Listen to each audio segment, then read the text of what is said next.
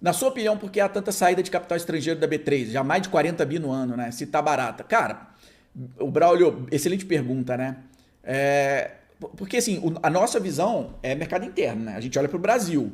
Olha a bolsa brasileira, tá barata, legal. Olha lá fora, a bolsa americana, não tá tão barata. Por quê? Porque a nossa referência é aqui.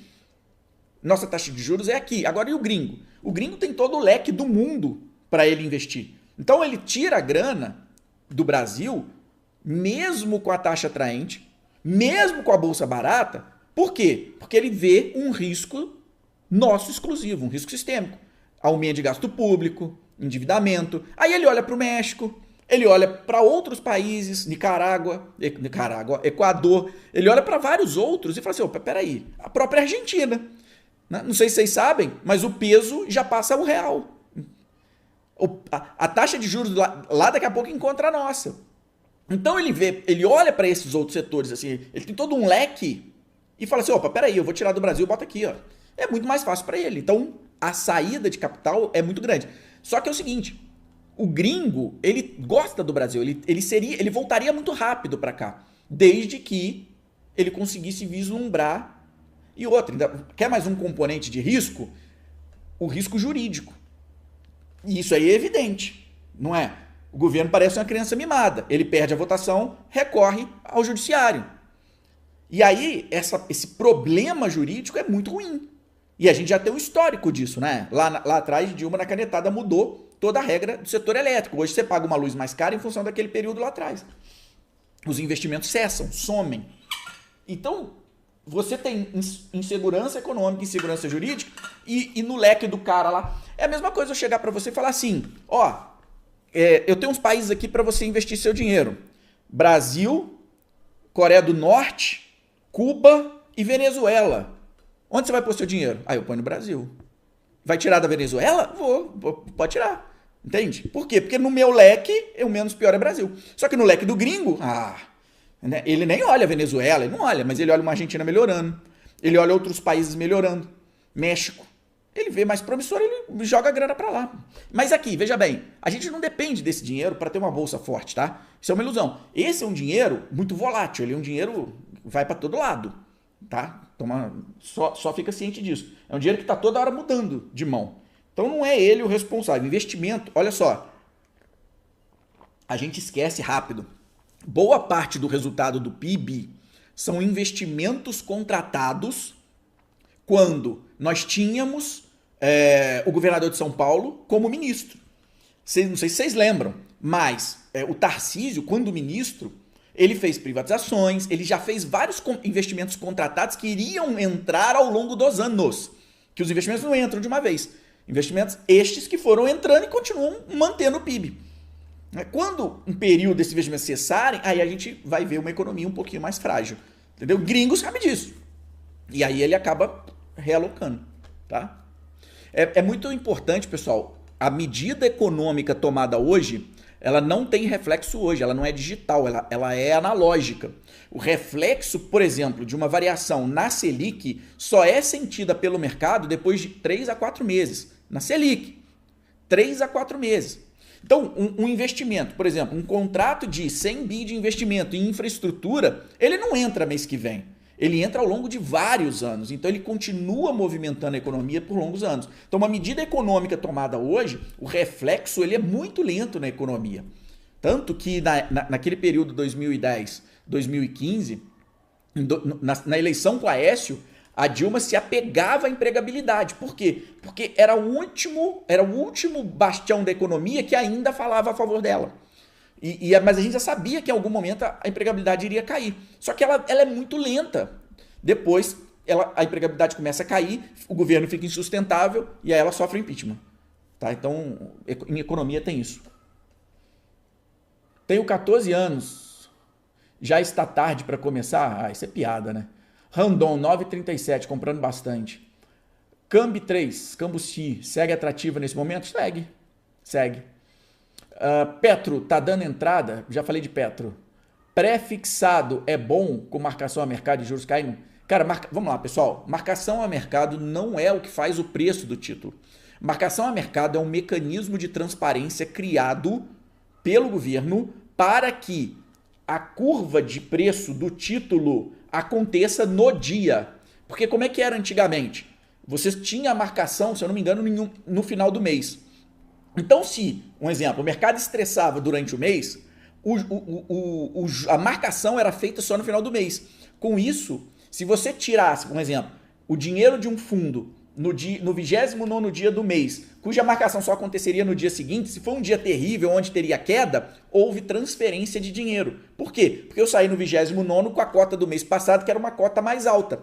Quando eu marco o dia 30, a cota despenca, eu tirei o dinheiro mais caro, mas quem ficou tomou ferro. Aí vem a marcação a mercado, obrigando que você seja transparente na precificação dos títulos para que não houvesse transferência de riqueza, transferência de dinheiro entre partes.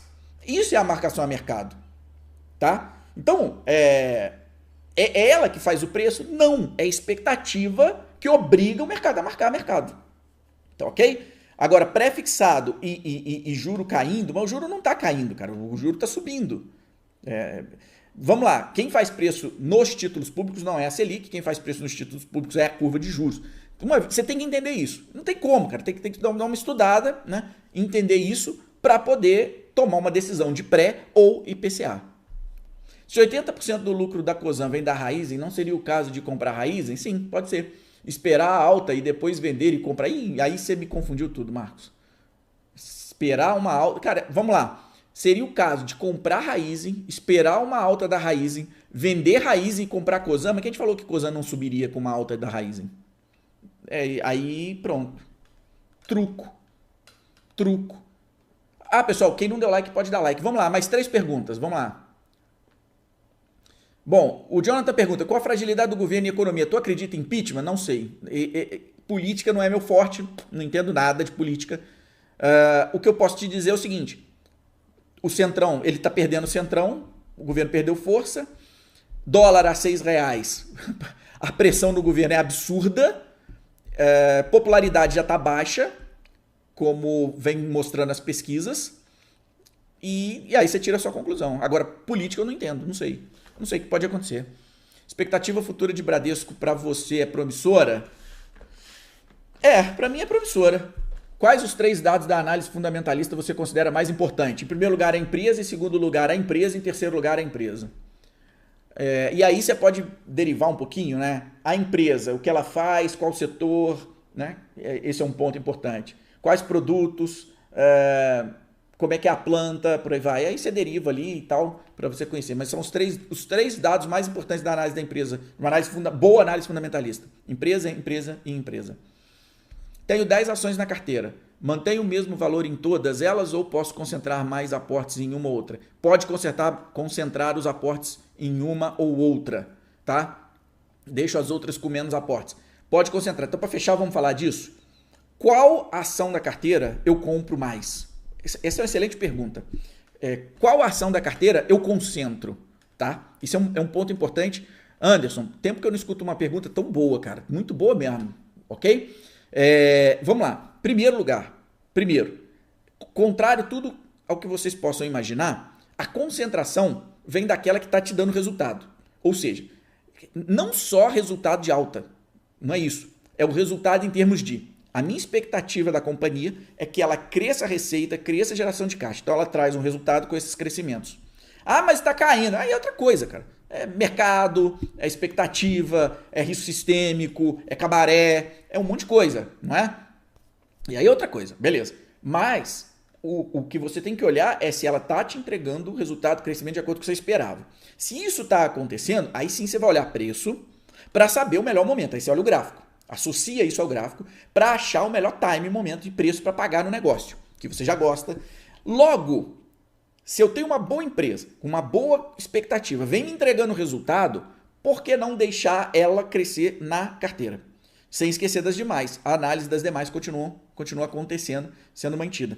Mesmo que as demais te entreguem o crescimento tudo, mas se o preço não chega no preço que você quer pagar ou num bom preço para pagar, você não aumenta, você aguarda.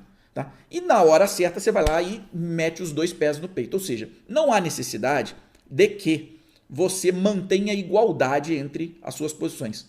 Você pode elevar a posição naquelas ações onde você tem essa expectativa e está te entregando resultado. Porque isso vai fazer com que você traga o alfa, ou seja, você traga uma maior rentabilidade para o seu patrimônio enquanto aquela empresa estiver trabalhando junto para você, tá? A partir do momento que para você aquele resultado, ou o preço em bolsa já começa a ficar um pouquinho caro, um pouco fora do teu controle, né? Algumas empresas, ao longo, né, do tempo que eu estou aqui ensinando, aconteceu algumas vezes. Por exemplo, Magazine Luiza é um caso clássico lá em 2021, eu avisei o pessoal. VEG eu acho extremamente cara. Petrobras, já falei um pouquinho aqui. Logo, se você teria essas empresas na carteira, eu tivesse essas empresas na carteira, você não, eu tivesse essas empresas na carteira, no momento em que eu estou olhando para elas, que elas começam, elas subiram e começam a ter uma expectativa, no meu caso, na minha visão, né, pior, Petro, lá em 2021, Magazine Luiza começa a ficar cara, Magazine Luiza e VEG cara, eu começo a realocar, eu realocaria e não aportaria mais nelas, aportaria nas demais, e com esses novos aportes elas já vão perdendo espaço. Eu vou falar então o que eu fiz, por exemplo, recentemente não, deve ter um ano e meio, mais ou menos, na minha carteira. Uma posição estava num preço extremamente atraente para mim, e aí eu peguei muita grana da renda fixa e coloquei nessa ação. Essa ação saiu de 10% da carteira e foi para 45% de participação na minha carteira. De uma vez só. Tá? Levei, isso já tem um ano e pouco. De 10 para 45%. Ela saiu de uma posição menor, 10%, para ser a maior posição da carteira, com dinheiro que veio da renda fixa, com dinheiro novo, tá? Que eu aportei em renda variável. Ao longo dos últimos anos, eu não comprei mais nenhuma ação dela. Do último ano. Fui colocando nas demais. Tá? Fui colocando nas demais. Com isso, ela foi diluindo e recentemente, uma das ações da minha carteira foi a que recebeu mais dinheiro novo. Saindo também de zero, há um ano e meio atrás não tinha nada dela, saiu de zero para uma posição de 20 e poucos por cento na carteira. Outras ações foram recebendo. Então aquela que era 45 também já está 20 e poucos por cento. 20 e muitos, quase 30. Então eu tenho duas posições que juntas dão mais de 50% da carteira. E tá tudo bem para mim. Ok? Tá tudo bem para mim. Né? A partir de agora, se eu quiser diluí-las, eu não aporto nelas, eu vou aportando nas demais. Tá? Por que você fez isso? Primeiro é preço, pessoal. Como eu falei, lá atrás, há um ano e meio, o preço era tão interessante para mim que eu não justificava eu ficar pegando de pouquinho em pouquinho. Eu fui lá e peguei vários tranches grandes. E recentemente o preço estava tão interessante dessa outra que também não justificava ficar, vou esperar mais um pouco. Fui lá e comprei tudo. Né? Porque poderia cair mais? Poderia. Tudo bem. Mas eu já fui logo, meti os dois pés e coloquei para dentro. Então, assim, a alocação, pessoal, é uma arte. É a parte, depois da análise e da escolha da empresa, é a parte que vocês mais precisam dedicar o tempo de vocês. Pegar a carteira de vocês, coloca num gráfico de pizza. Tem todo mundo que entra pro FIA, ou tá no Projeto Milhão, analisa a minha carteira, eu tenho uma regra. Gráfico de pizza com o nome e percentual de alocação. Para mim, né, pelo menos, é a melhor visão da tua carteira.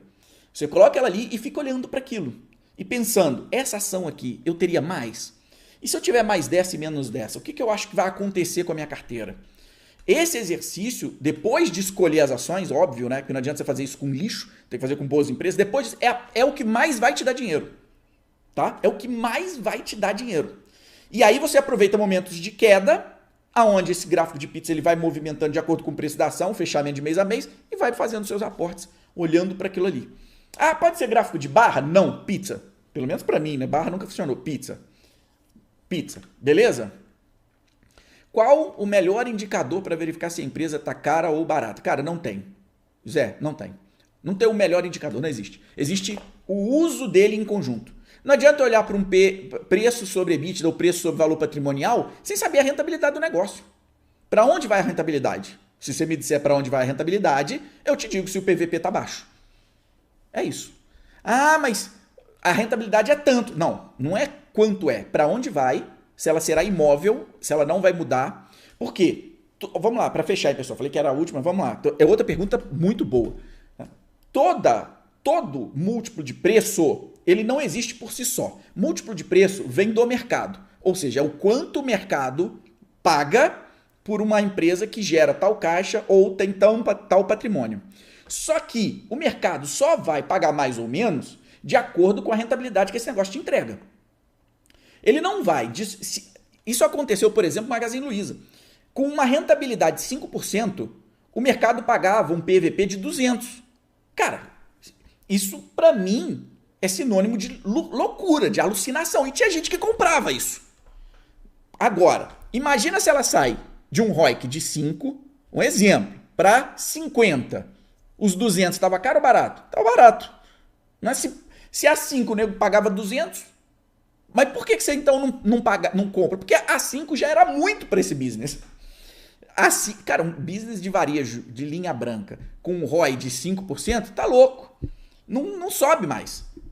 Então, esse é um ponto.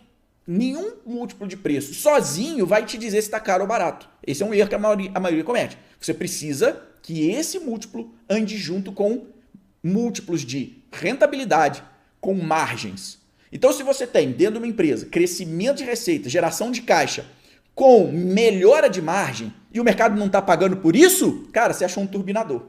Você achou a empresa para amarrar teu burro, cara. Você achou ela ali.